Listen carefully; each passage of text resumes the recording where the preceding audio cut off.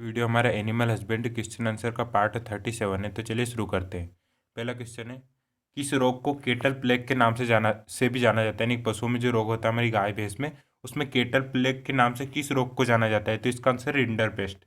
Rinder paste को kettle plague के नाम से जाना जाता है। और रिंडर पेस्ट के बारे में आपको बात ध्यान रखना है, जो रिंडर पेस्ट है वो वायरल डिसीज है। तो अगर आपसे पूछ ले कि कैसी डिसीज है रिंडर पेस्ट, तो वायरल डिसीज वायरस के द्वारा होती है। सेकंड क्वेश्चन है, शुक्राशय की लंबाई औसतन होती है। आपको यहाँ पर बता दूं, शुक्राशय को इंग्लिश में बोलते हैं स्पर्मेथेका।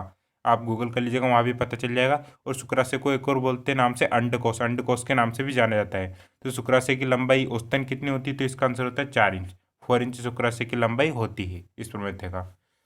थर्ड क्वेश्चन है हमारा, जामुनापरी बकरी के कान की लंबाई होती है, यानी जो ईयर्स होते हैं, जो जामुनापरी गोट होती है, हमारी दुधारू नस्लें, मिल्क काऊ, मिल्क गोट। तो इसके कान की लंबाई, ईयर की लेंथ कितनी होती है?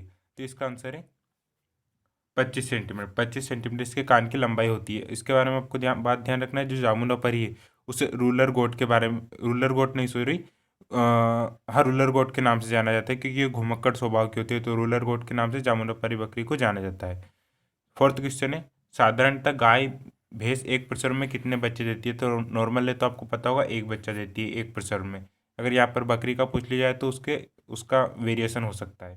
फिफ्थ क्वेश्चन है, सूखे चारे में दलहनी फसलों से टीडीएन की मात्रा होती है, यानी सूखे जो चारे है, सूखे चारे मतलब जो सूखे चारे होते हैं उनमें दलहनी फसलों के कंपैरिजन में टीडीएन की मात्रा कितनी होती है? यानी टीडीएन का फुल फॉर्म यहाँ पर टोटल डाइजेस्टेबल न्यूट्रिएंट की मात्रा कितनी होती है सूखे चारों में दलहनी फसलों के कंपैरिजन में? तो इसका आंसर है कम होती है सूखे चारों में टीडीएन की मात्रा।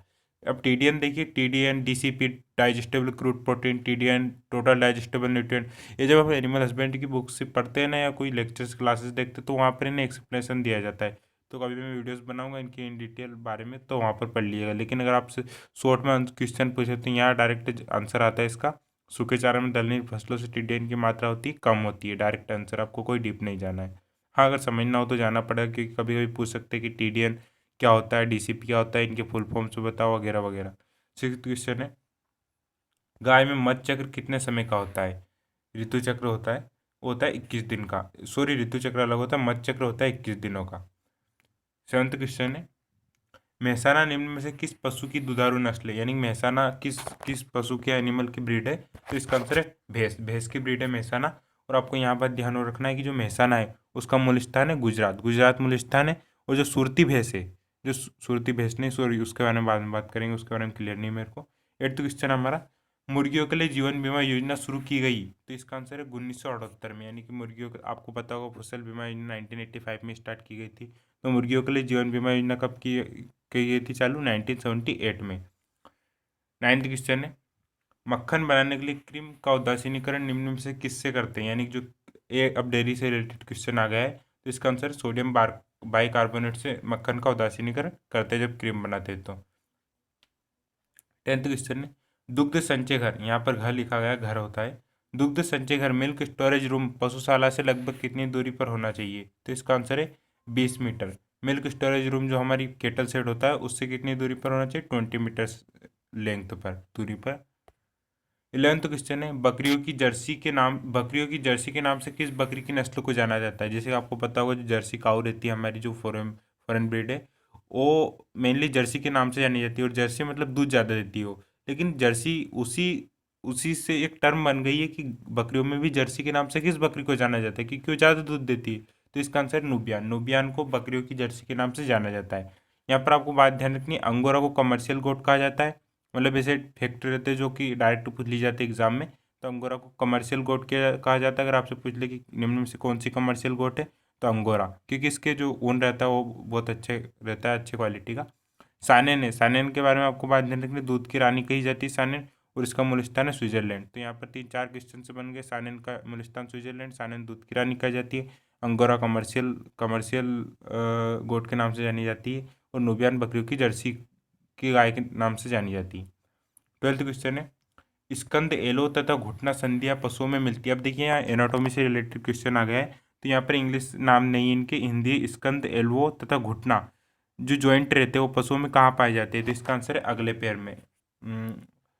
हाँ अगले पैरों में पाए जाते हैं। 13 क्वेश्चन है, 500 किलोग्राम भार की भैंस के लिए आवश्यक शुष्क पदार्थ की दैनिक मात्रा होनी चाहिए। अब आपको यहाँ पर क्लियर कर देता हूँ एक बात, यहाँ पर टोटल आहार की नहीं पूछेगी कि एक दिन में जो 500 किलोग्राम भार की भैंस रहती है उसको एक दिन में आहार कितना लगता है। यहाँ पर सिर्फ शुष्क पदार्थ की दैनिक मात्रा पूछेगी, ये बात आपको क्लियर कर देता हूँ पहले। तो इसका आंसर है 15 किलोग्राम। 500 किलोग्राम भार वाली भैंस के लिए आवश्यक शुष्क पदार्थ दैनिक मात्रा कितनी चाहिए?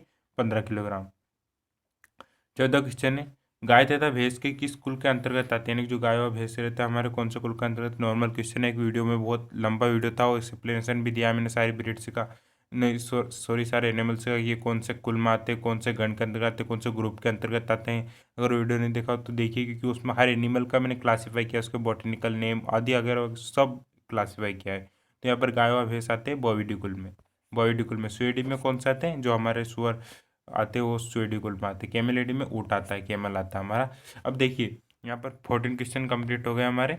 अब ये है हमारा 15 क्वेश्चन, गाय में दुग्ध शिरा निम्न में से किस अंग पर होती है। तो देखिए आपको ऑप्शन देने के पीठ पर, पैर पर, या आयन पर, या थन पर। यहाँ पर थन तो मैंने मेरे मन से लिया, यहाँ पर दूसरा ऑप्शन था मतलब मेरे प्रेफरेंस से लिया।